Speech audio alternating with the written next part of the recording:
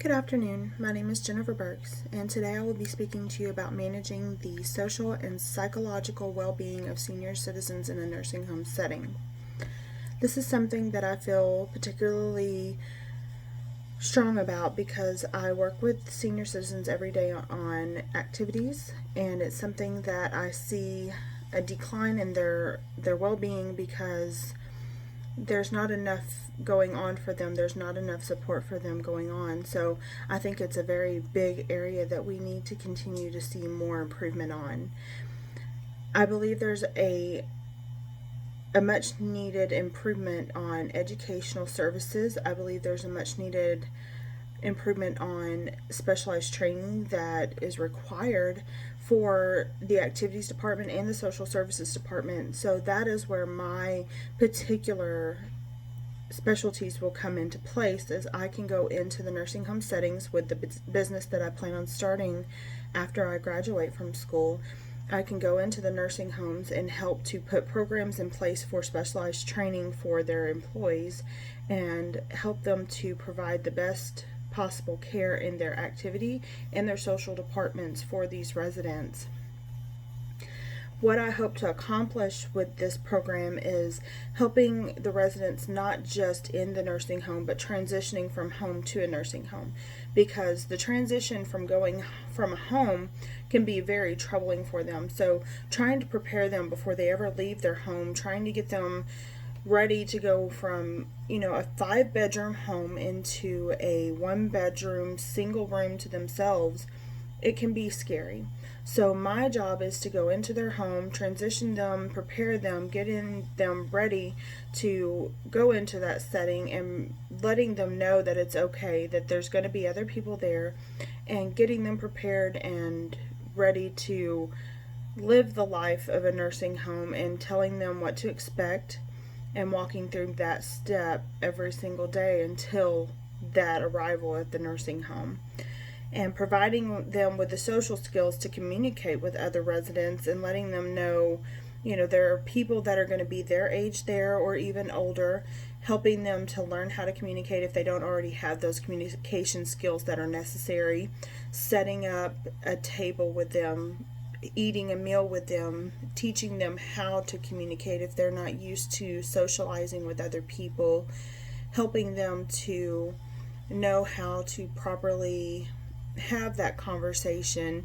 because not every senior citizen is used to sitting at a table and having a conversation with someone else their age or even younger or older. So helping them prepare for that aspect as well, and providing them with the continued psychological and social services they need to be happy. And of course, going into a nursing home, they're automatically going to be traumatized in the beginning. So my job is to go into that setting with them, being there on a regular basis, helping them to make sure that they understand what's going on, and helping them to not be confused and not be scared, because that's going to be a big transition. It's going to be a big change for them.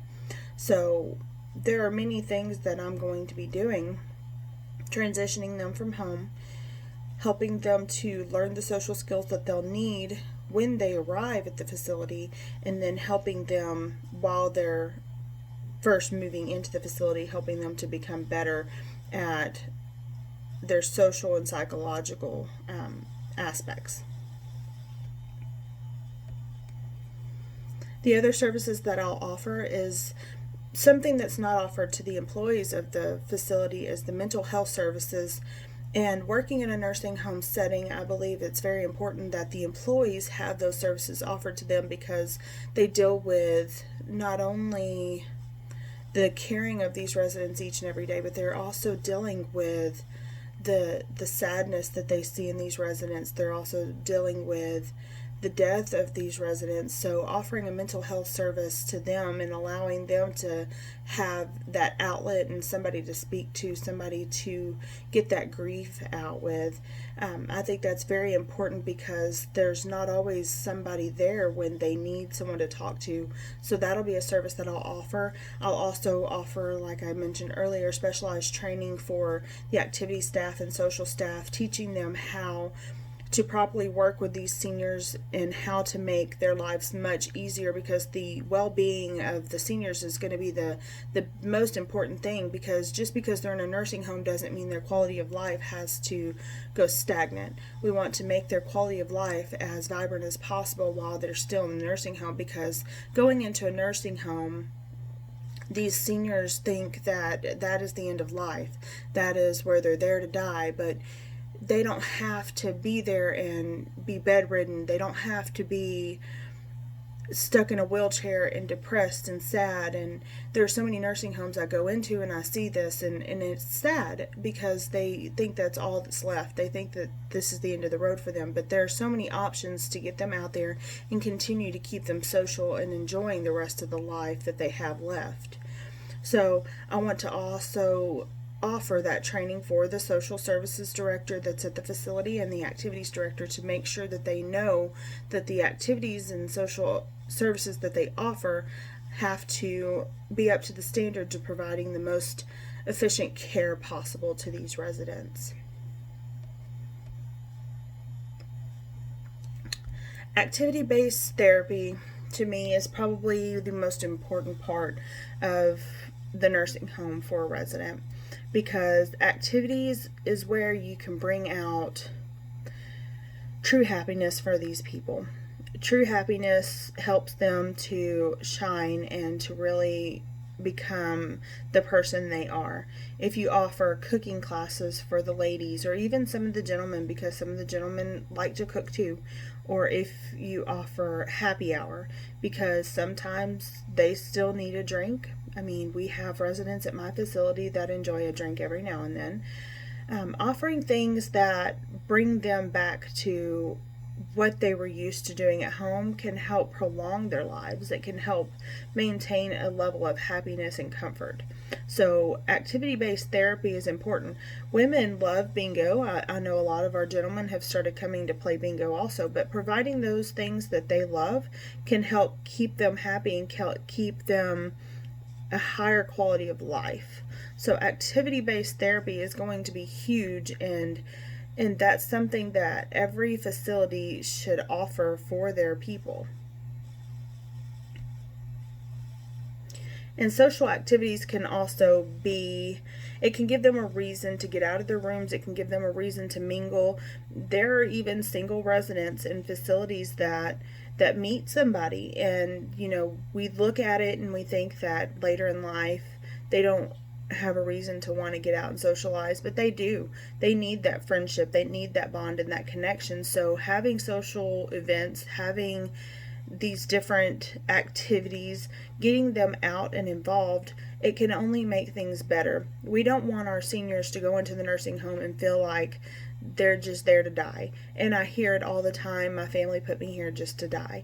Well, that's not what we want for them. We want them to go into that setting, and we want them to realize that they still have life left. We want them to realize that there are things out there for them to still enjoy, for them to still love.